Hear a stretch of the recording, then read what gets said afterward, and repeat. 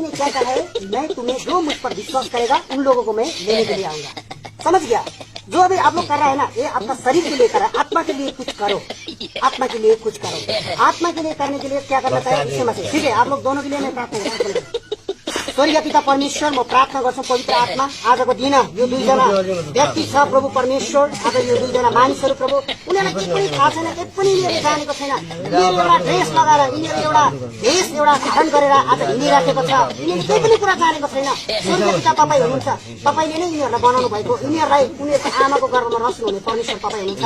आज यो तपाईँको दासको हात यिनीहरूको शिरमा परेको छ प्रभु, आजबाट यिनीहरूको जीवनमा तपाईँले छुटकारा दिनुहोस्। यिनीहरू पनि प्रभु तपाईँको नाउँमा फिलिपी 2:10-11 अनुसार घुँडा टेक्नुपर्छ र यिनीहरूको जिब्रोले प्रभु तपाईँको नाउँलाई स्वीकार गरेको छ।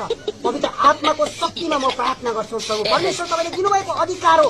ओ परमेश्वर पिता, तपाईँलाई धन्यवाद प्रभु परमेश्वर। यिनीहरूले सत्य कुरा र साँचो कुरा के हो भन्ने कुरा यिनीहरूले जान्नुपर्छ, बुझ्नुपर्छ प्रभु परमेश्वर पिता। आज यिनीहरू तपाईँको नाउँमा प्रभु, यिनीहरू झुकेको छ, यिनीहरू घुँडा टेकेको छ प्रभु, तपाईँको नाउँमा म प्रार्थना गर्छु। यिनीहरूको जीवनको परिवर्तन गर्नु पर्ने।